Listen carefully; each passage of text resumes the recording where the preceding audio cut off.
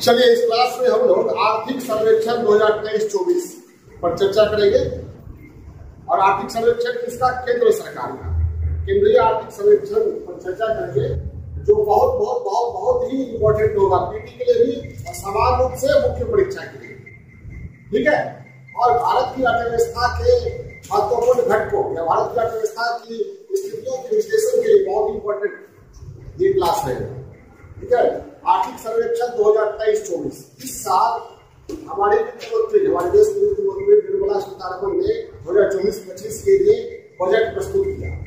और ये परंपरा रही है, सामान्यतः देखा गया कि बजट से ठीक पहले आर्थिक सर्वेक्षण प्रस्तुत किया जाता है। यानी बजट 2024-25 से प्रस्तुत करने के ठीक पहले 22 जुलाई 2024 को भारत की वित्त मंत्री निर्मला सीतारमण के द्वारा आर्थिक सर्वेक्षण 2023-24 प्रस्तुत किया। अब आर्थिक सर्वेक्षण में होता क्या है? आर्थिक सर्वेक्षण में बजट में तो मैंने पढ़ाया था कि बजट में प्राप्तियों और व्ययों का विवरण होता है, आय ऋण व्यय का विवरण होता है। और आर्थिक सर्वेक्षण में क्या होता है? आर्थिक सर्वेक्षण में जैसे 23-24 है तो 2023-24 में सरकार की अर्थव्यवस्था में क्या उपलब्धियां रही, क्या चुनौतियां रही, विभिन्न क्षेत्रों का निष्पादन परफॉर्मेंस क्या रहा, इसके बारे में चर्चा किया है। आर्थिक सर्वेक्षण में क्या होता है? आर्थिक समीक्षा भी उसको कहते हैं, इकोनॉमिक रिव्यू कहते हैं।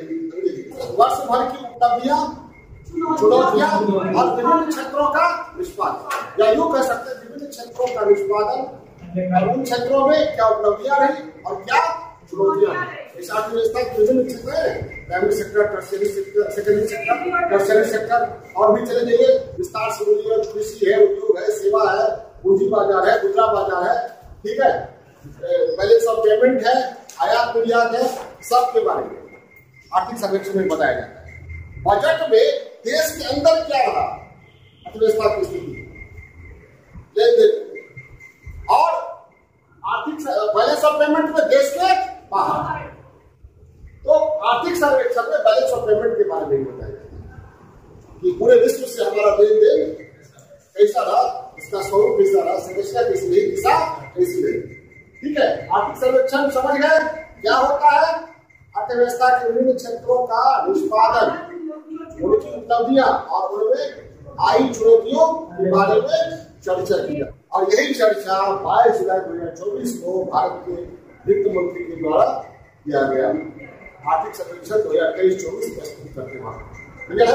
अब देखते हैं आर्थिक सर्वेक्षण में जिन महत्वपूर्ण तथ्यों और आंकड़ों का उल्लेख वित्त मंत्री के द्वारा किया गया, उन महत्वपूर्ण तथ्यों और आंकड़ों की चर्चा हम लोग बहुत ही संक्षिप्त तरीके से करेंगे। आर्थिक सर्वेक्षण है तो बहुत बड़ा, लेकिन उसमें जो सरल डेटा है, इम्पोर्टेंट डाटा है, ठीक है, जो याद रखने योग्य है और जो अर्थव्यवस्था का विश्लेषण करने के लिए एग्जैक्ट डेटा, सटीक डेटा है, सटीक तथ्य है, उन्हीं को हमने जोड़ दिया। तो ये देखते हैं, सबसे पहले वित्त मंत्री ने कहा कि महामारी के विरुद्ध कोविड-19 चर्चा में 3-4 सालों से कोविड-19 ने पूरे वर्ल्ड की इकोनॉमी बहुत बड़ा शॉक दिया। लगातार लॉकडाउन वगैरह चलता रहा, शॉक दिया ना, छोटे छोटे आदमी से लेकर बड़े व्यापारी घरानों तक को, बड़ी बड़ी अर्थव्यवस्थाओं को भी शॉक दिया। किसने? कोविड-19। तो हमारे वित्त मंत्री ने ये दावा किया है आर्थिक सर्वेक्षण में कि महामारी के विरुद्ध भारत की स्थिति मजबूत रही। ठीक ठाक नहीं, किन कारणों से? तो आर्थिक सर्वेक्षण में 3 चीजों पर जोर दिया। इन 3 कारणों से भारत कोविड-19 का मुकाबला सफलतापूर्वक कर सका। क्या? इंफ्रास्ट्रक्चर पर सरकार ने व्यय किया, जिससे उद्योगों ने मांग को बढ़ाया, रोजगार को बढ़ाया। अर्थव्यवस्था की स्थिति ठीक ठाक नहीं, कोरोना ने क्या किया था? लॉकडाउन लेकर के अर्थव्यवस्था को क्या कर दिया था? एकदम ध्वस्त कर दिया था, सब कुछ को बंद कर दिया। उसके बाद था लोक प्रशासन ने अच्छा काम किया, पुलिस हो, डॉक्टर हो, बहुत अच्छा काम किया। कोरोना से हम लोग जूझ सके, लोगों को बचा सके, लोगों की एक्टिविटी को बचा सके, आर्थिक गतिविधि को बचा सके। समझ आई बात? एक व्यक्ति मरता है तो व्यक्ति ही नहीं मरता है, व्यक्ति जो आर्थिक गतिविधि करता है और उस आर्थिक गतिविधियों में जो संपर्क में आने वाले होते हैं, सभी को लॉस होता है। समझ में आई बात? भावनात्मक रूप से व्यक्ति जुड़ा होता है कई लोगों से, और आर्थिक रूप से भी तो जुड़ा हुआ है। तो लोक प्रशासन ने व्यक्तियों को बचाकर बहुत अच्छा काम किया। उसके बाद भारत में आप लोग जानते होंगे आत्मनिर्भर भारत अभियान चला, जिसमें कहा गया लोकल फॉर लोकल, एमएसएमई, कृषि वगैरह हर एक क्षेत्र को डेवलप पैकेज दिया गया था।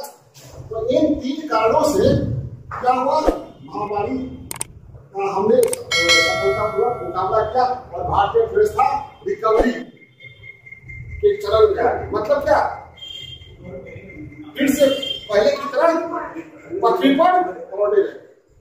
उसके बाद में कहा गया, वित्त मंत्री ने महंगाई मुद्रास्फीति पर चर्चा करते हुए कहा कि वैश्विक संकट, जैसे वैश्विक संकट क्या है, रूस के लिए हुआ, हमास के लिए हुआ, ठीक है, खाड़ी देश में जो तनाव है,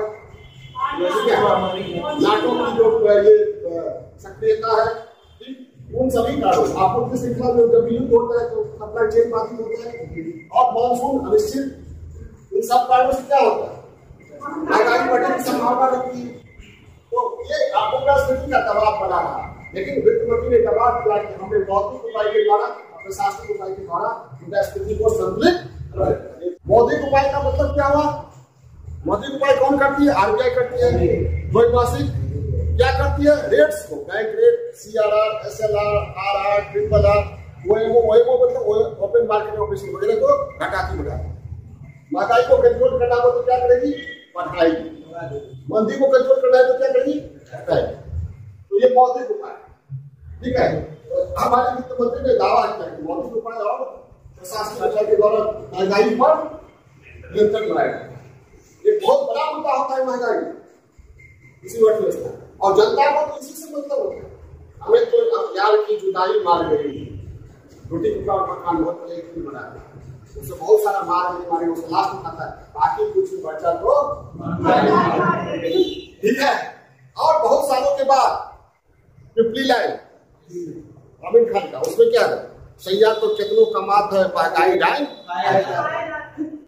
ठीक है। इंदिरा गांधी के समय देखा, इंदिरा तेरा खेल 12 रुपये कड़वा तेल, यानी महंगाई हमेशा होता है, था और रहेगा। तो महंगाई की चर्चा कहा कि इन कारणों से वैश्विक संकट, सप्लाई चेन के बाधित होने, मानसून के अनिश्चितता के कारण महंगाई की स्थिति का दबाव हमने महसूस किया, लेकिन हमने मौद्रिक उपायों के द्वारा और प्रशासनिक उपायों के द्वारा इसे किया है। उसके बाद मंत्री ने जो आर्थिक सर्वेक्षण में कहा है, उन्होंने कहा कि 2023-24 में हमारा ग्रोथ रेट कितना रहा, 8.2%, काफी आशाजनक रहा। उन्होंने कहा कि रिकवरी हो रही है, अर्थव्यवस्था की स्थिति अच्छी है, और उसका उदाहरण दिया गया 23-24 में कितना 8.2%, और 24-25 में 6.5 से 7% रहने का अनुमान वित्त मंत्री ने जताया है। और ये आर्थिक सर्वेक्षण में ही, और ये अंतर्राष्ट्रीय संस्थाओं ने क्या आकलन किया उसके बारे में कहा गया, जैसे एशियन डेवलपमेंट बैंक, अंतर्राष्ट्रीय मुद्रा कोष, वर्ल्ड बैंक ने 2024-25 में 7% से अधिक ग्रोथ रेट भारत पर आने का दावा किया। कितना प्रतिशत से अधिक, 7%।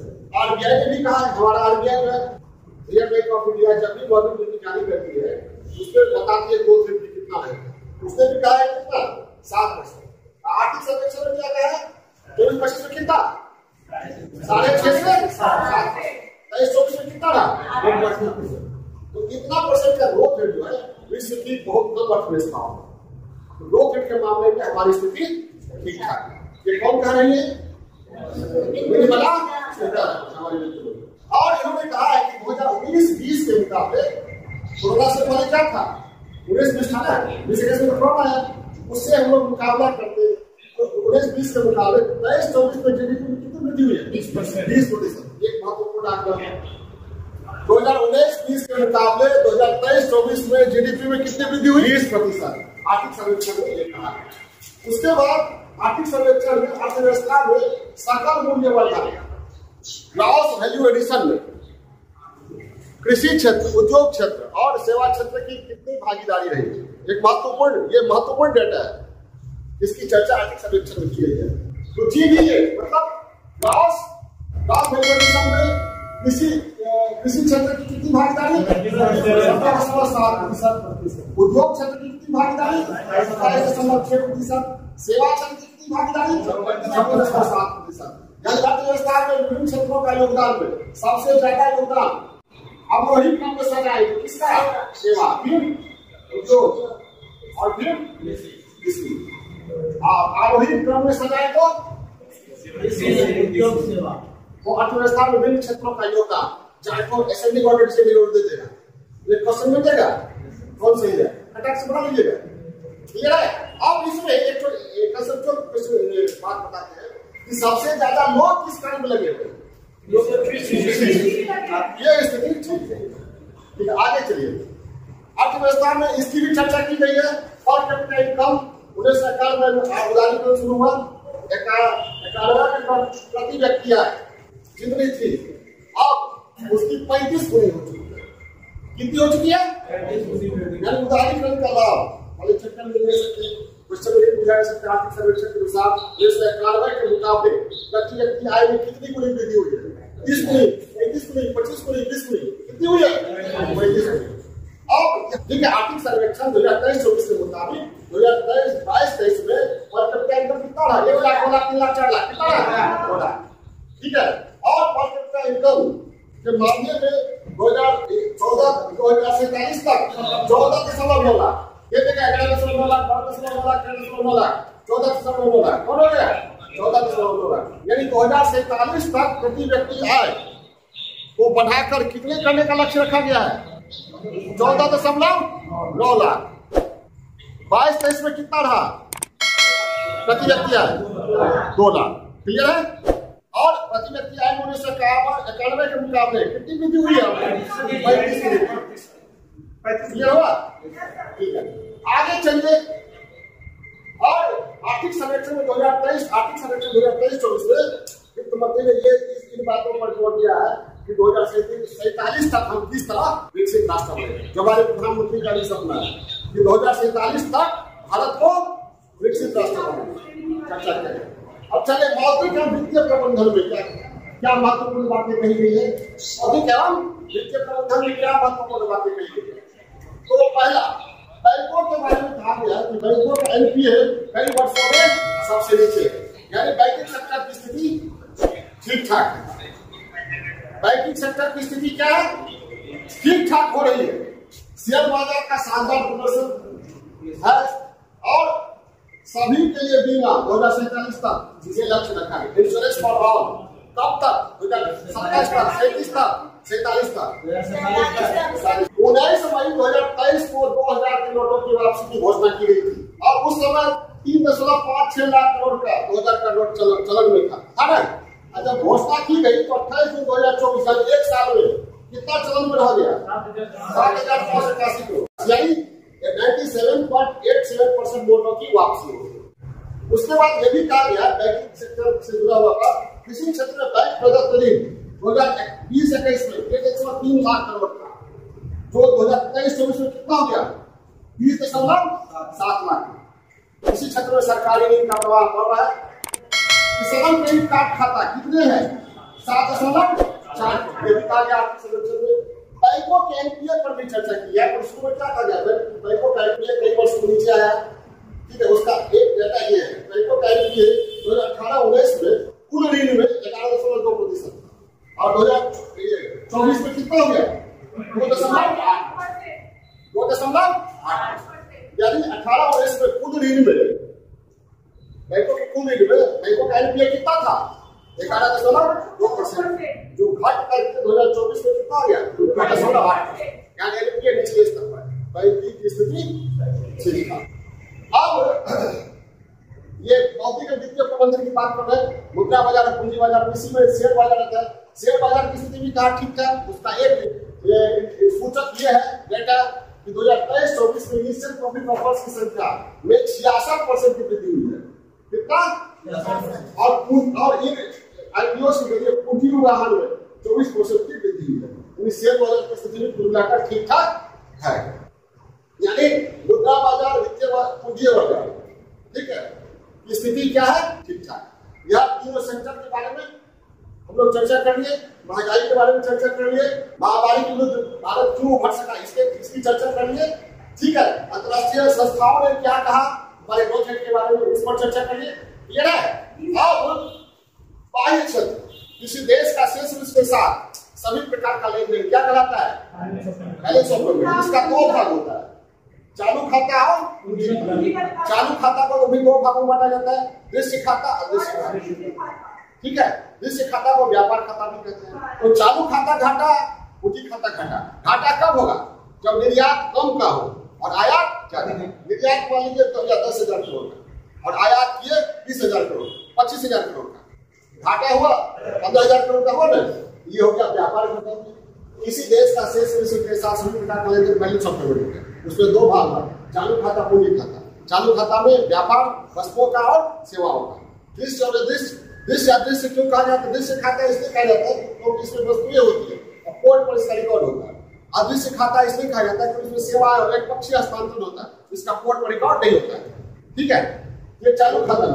और पूंजी खाता में हम दादी बताए थे, डी असिस्टेंस जो सहायता मिलती है, अनुदान मिलता है। डी डिपॉजिट, एनआरआई डिपॉजिट, आई इन्वेस्टमेंट, निवेश। तो सबसे अच्छा उपाय होता है पूंजी खाता में पूंजी लाने का इन्वेस्टमेंट, या फिर हमारे एनआरआई डिपॉजिट करें। लेकिन हमारे एनआरआई डिपॉजिट करेंगे लेकिन संकट के समय में चल भी जाएगा। इन्वेस्टमेंट अच्छा है, इन्वेस्टमेंट दो तरह का होता है, एफडीआई और एफपीआई। एफपीआई भाग सकता है, एफडीआई जो है वो जल्दी भाग नहीं सकता। एफडीआई बेटर बढ़ जाता है। लोग कहते हैं मेक इन इंडिया, भारत में बनाओ और भारत का बना खरीदो। ठीक है, मेक इंडिया का एक उद्देश्य क्या हो गया? बैलेंस ऑफ पेमेंट को ठीक कर सकते। तो बैलेंस ऑफ पेमेंट की स्थिति में हमारी वित्त मंत्री ने कहा कि स्थिति हमारी मजबूत है। और समग्र व्यापार घाटा के बारे में आर्थिक सर्वेक्षण में कहा गया है कि 2022-23 में 121.6 अरब डॉलर का घाटा था, जो 23-24 में कितना हो गया? 1.1 अरब, यानी डेफिसिट सुधार हुआ। ये व्यापार घाटा जो कम हुआ, अच्छी बात है। क्यों, कैसे कम हुआ? तो वित्त मंत्री ने कहा कि वस्तुओं का निर्यात यद्यपि ज्यादा नहीं हुआ, कम हुआ, लेकिन सेवाओं की निर्यात वृद्धि हुई है। और हम लोगों ने कच्चे तेल का भी निर्यात, कच्चे तेल को मंगा करके रिफाइन करके बेचा, तो एक बड़ा एक्सपोर्टर हम लोग बन गए। रूस से कोई नहीं ले रहा था तो रूस को मदद हमने किया उसका तेल खरीद करके। ठीक है, उसके आर्थिक संकट में बचाया। ऑल वेदर फ्रेंड है रूस, जानते हैं ना, भारत के ऑल वेदर फ्रेंड बने। तो स्थिति में सुधार हुआ सेवा निर्यात के कारण। और तेल, उसके बाद आर्थिक सर्वेक्षण में कुछ महत्वपूर्ण डेटा है। 2022 में विश्व में भारत का स्थान वस्तुओं के निर्यात के मामले में कितना? 18वां। वस्तुओं की आयात के मामले में कितना? 9वां। सेवाओं के निर्यात के मामले में कितना? 7वां। सेवाओं के आयात के मामले में कितना? 8वां। आज यहाँ पर एक चीज बताया है, व्यापार की मात्रा, दिशा और सुरक्षा। इसका मतलब क्या होता है? मात्रा मतलब होता है कितना पैसा का आयात किया हुआ। दिशा का मतलब किन देश को, ईस्ट वेस्ट, दक्षिण अमेरिका, अफ्रीका, ये समझे। संरचना मतलब किन वस्तुओं। ठीक है, तो किन वस्तुओं का। अब वस्तुओं के निर्यात में किन वस्तुओं की भागीदारी? हमारे यहाँ देश से जो वस्तुओं का निर्यात होता है उसमें पूंजीगत वस्तुओं की भागीदारी कितनी रही? 18.9%। उपभोक्ता वस्तुओं की 47.5%। मध्यवर्ती वस्तुओं की 28.4% और कच्चे सामान का 8.1%। अब एक डेटा महत्वपूर्ण डेटा रक्षा निर्यात था। रक्षा के क्षेत्र में हम लोग पहले आयातक थे और रक्षा क्षेत्र में जाते हैं, भारत हथियारों का सबसे बड़ा खरीदार है। लेकिन हथियार हम दूसरे से खरीदते हैं। इन मौके पर जो लड़ाई हो रही है और जिसे खरीदते हैं वो कहीं नहीं देंगे। हमारी कूटनीतिक स्थिति क्या हो जाएगी? असंतुलित, तनाव हमारा बढ़ जाएगा। और अगर देंगे भी तो कहेंगे हम इतना दाम बढ़ा था। तो बेटर क्या है कि रक्षा के क्षेत्र में दूसरे पर निर्भर नहीं रहे। ये सरकार ने रक्षा आयात को कम करते हुए जिन चीजों का हम आयात करते हैं उन चीजों का उत्पादन स्वदेश में मेक इन इंडिया पर जोर दिया। मेक इन इंडिया पर जोर दिया। हमारे देश में बहुत सारी चीजें बनने लगी तो अब हम लोग क्या कर रहे हैं? निर्यात भी कर रहे हैं। यानी इंपोर्टर से क्या बन गए? एक्सपोर्टर। किस क्षेत्र में? रक्षा के क्षेत्र में। आयातक से क्या बन गए? निर्यातक। खरीदार से क्या बन गए? बेचने वाले। उपभोक्ता से क्या बन गए? बिजनेसमैन बन गए। ये परिवर्तन बहुत बड़ा परिवर्तन था। और इसमें एक डेटा दिया गया 2016-17 में 0.2 अरब डॉलर का हमारा एक्सपोर्ट था, निर्यात था। 23-24 में कितना हो गया? 2.5 अरब डॉलर। 0.2 अरब डॉलर से बढ़कर 23-24 में 2.5 यानी 2.5 अरब डॉलर हो गया। क्लियर है?